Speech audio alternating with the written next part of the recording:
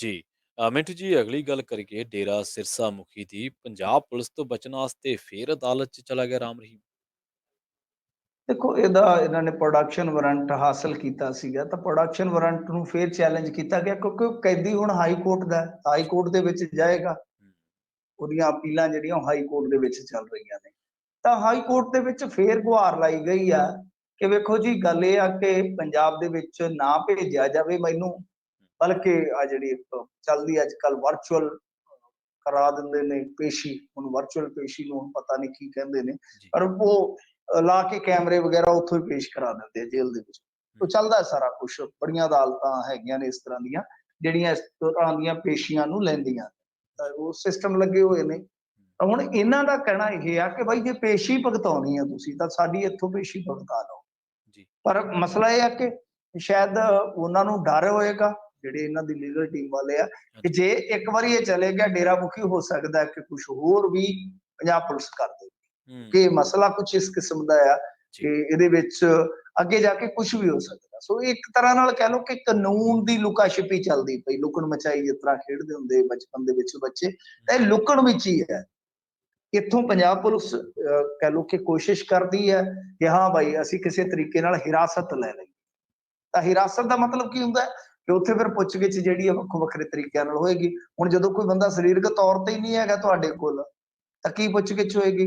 ਹਾਲਾਂਕਿ ਅੱਗੇ ਵੀ ਇਹਨਾਂ ਨੇ ਹਾਸਲ ਕੀਤਾ ਸੀਗਾ ਇਸ ਤਰ੍ਹਾਂ ਦਾ ਰਾਹਤ ਵਾਲਾ ਕੰਮ, ਤਾਂ ਉਦੋਂ ਕੀ ਹੋਇਆ ਸੀਗਾ ਕਿ ਐਸਆਈਟੀ ਨੂੰ ਜੇਲ੍ਹ 'ਚ ਜਾਣਾ ਪਿਆ ਸੀ। ਤਾਂ ਜੇਲ੍ਹ ਦੇ ਵਿੱਚ ਵੀ ਕੀ ਆ, ਸੀਮਤ ਸਮਾਂ ਤੁਹਾਡੇ ਕੋਲ, ਤੁਸੀਂ ਕੋਈ ਦਬਾਅ ਨਹੀਂ ਪਾ ਸਕਦੇ, ਨਾ ਮੈਂਟਲੀ ਨਾ ਫਿਜ਼ੀਕਲੀ। ਕਿਉਂ? ਕਿਉਂਕਿ ਜੇਲ੍ਹ ਦਾ ਇੱਕ ਕਾਇਦਾ ਹੈ। ਜੀ। ਸੋ ਇਸ ਕਰਕੇ ਹਿਰਾਸਤ ਦੀ ਇੱਕ ਲੜਾਈ ਹੋ ਰਹੀ ਹੈ ਔਰ ਉਹ ਲੜਾਈ ਜਿਹੜੀ ਹੈ ਕਾਨੂੰਨੀ ਚੌਖਟੇ 'ਚ ਹੀ ਦੋਨਾਂ ਧਿਰਾਂ ਵੱਲੋਂ ਲੜੀ ਜਾ ਰਹੀ ਹੈ। ਜੀ ਮਿੰਟੂ ਜੀ ਅਗਲੀ ਗੱਲ ਕਰੀਏ ਡੇਰਾ ਸਿਰਸਾ ਮੁਖੀ ਦੀ ਪੰਜਾਬ ਪੁਲਿਸ ਤੋਂ ਬਚਣ ਵਾਸਤੇ ਫੇਰ ਅਦਾਲਤ ਚ ਚਲਾ ਗਿਆ ਰਾਮ ਰਹੀਮ। ਦੇਖੋ ਇਹਦਾ ਇਹਨਾਂ ਨੇ ਪ੍ਰੋਡਕਸ਼ਨ ਵਾਰੰਟ ਹਾਸਲ ਕੀਤਾ ਸੀਗਾ ਤਾਂ ਪ੍ਰੋਡਕਸ਼ਨ ਵਾਰੰਟ ਨੂੰ ਫੇਰ ਚੈਲੰਜ ਕੀਤਾ ਗਿਆ ਕਿਉਂਕਿ ਉਹ ਕੈਦੀ ਹੁਣ ਹਾਈ ਕੋਰਟ ਦਾ ਹੈ। ਹਾਈ ਜੀ। ਕੋਰਟ ਦੇ ਵਿੱਚ ਜਾਏਗਾ। ਹੂੰ। ਉਹਦੀਆਂ ਅਪੀਲਾਂ ਜਿਹੜੀਆਂ ਉਹ ਹਾਈ ਕੋਰਟ ਦੇ ਵਿੱਚ ਚੱਲ ਰਹੀਆਂ ਨੇ ਤਾਂ ਹਾਈ ਕੋਰਟ ਦੇ ਵਿੱਚ ਫੇਰ ਗੁਹਾਰ ਲਾਈ ਗਈ ਆ ਕਿ ਵੇਖੋ ਜੀ ਗੱਲ ਇਹ ਆ ਕਿ ਪੰਜਾਬ ਦੇ ਵਿੱਚ ਨਾ ਭੇਜਿਆ ਜਾਵੇ ਮੈਨੂੰ, ਬਲਕਿ ਆ ਜਿਹੜੀ ਇੱਕ ਚੱਲਦੀ ਅੱਜ ਕੱਲ ਵਰਚੁਅਲ ਕਰਾ ਦਿੰਦੇ ਨੇ ਪੇਸ਼ੀ, ਹੁਣ ਵਰਚੁਅਲ ਪੇਸ਼ੀ ਨੂੰ ਹੁਣ ਪਤਾ ਨਹੀਂ ਕੀ ਕਹਿੰਦੇ ਨੇ, ਜੀ। ਪਰ ਉਹ ਲਾ ਕੇ ਕੈਮਰੇ ਵਗੈਰਾ ਉੱਥੋਂ ਹੀ ਪੇਸ਼ ਕਰਾ ਦਿੰਦੇ ਆ ਜੇਲ੍ਹ ਦੇ ਵਿੱਚ। ਉਹ ਹੂੰ। ਚੱਲਦਾ ਸਾਰਾ ਕੁਛ, ਬੜੀਆਂ ਅਦਾਲਤਾਂ ਹੈਗੀਆਂ ਨੇ ਇਸ ਤਰ੍ਹਾਂ ਦੀਆਂ ਜਿਹੜੀਆਂ ਇਸ ਤਰ੍ਹਾਂ ਦੀਆਂ ਪੇਸ਼ੀਆਂ ਨੂੰ ਲੈਂਦੀਆਂ, ਤਾਂ ਉਹ ਸਿਸਟਮ ਲੱਗੇ ਹੋਏ ਨੇ। ਤਾਂ ਹੁਣ ਇਹਨਾਂ ਦਾ ਕਹਿਣਾ ਇਹ ਆ ਕਿ ਬਾਈ ਜੇ ਪੇਸ਼ੀ ਭੁਗਤਾਉਣੀ ਆ ਤੁਸੀਂ ਤਾਂ ਸਾਡੀ ਇੱਥੋਂ ਪੇਸ਼ੀ ਭੁਗਤਾ ਲਓ।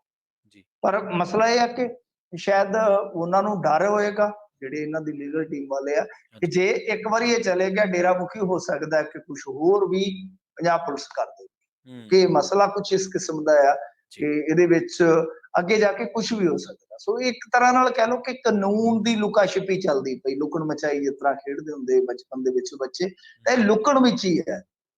ਇੱਥੋਂ ਪੰਜਾਬ ਪੁਲਿਸ ਕਹਿ ਲਓ ਕਿ ਕੋਸ਼ਿਸ਼ ਕਰਦੀ ਹੈ ਕਿ ਹਾਂ ਭਾਈ ਅਸੀਂ ਕਿਸੇ ਤਰੀਕੇ ਨਾਲ ਹਿਰਾਸਤ ਲੈ ਲਈਏ। ਤਾਂ ਹਿਰਾਸਤ ਦਾ ਮਤਲਬ ਕੀ ਹੁੰਦਾ ਹੈ ਕਿ ਉੱਥੇ ਫਿਰ ਪੁੱਛਗਿੱਛ ਜਿਹੜੀ ਹੈ ਵੱਖੋ ਵੱਖਰੇ ਤਰੀਕਿਆਂ ਨਾਲ ਹੋਏਗੀ। ਹੁਣ ਜਦੋਂ ਕੋਈ ਬੰਦਾ ਸਰੀਰਕ ਤੌਰ ਤੇ ਹੀ ਨਹੀਂ ਹੈਗਾ ਤੁਹਾਡੇ ਕੋਲ ਤਾਂ ਕੀ ਪੁੱਛਗਿੱਛ ਹੋਏਗੀ।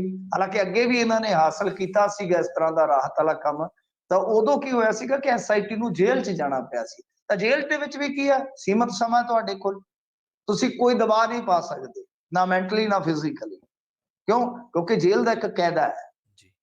ਸੋ ਇਸ ਕਰਕੇ ਹਿਰਾਸਤ ਦੀ ਇੱਕ ਲੜਾਈ ਹੋ ਰਹੀ ਹੈ ਔਰ ਉਹ ਲੜਾਈ ਜਿਹੜੀ ਹੈ ਕਾਨੂੰਨੀ ਚੌਖਟੇ 'ਚ ਹੀ ਦੋਨਾਂ ਧਿਰਾਂ ਵੱਲੋਂ ਲੜੀ ਜਾ ਰਹੀ ਹੈ।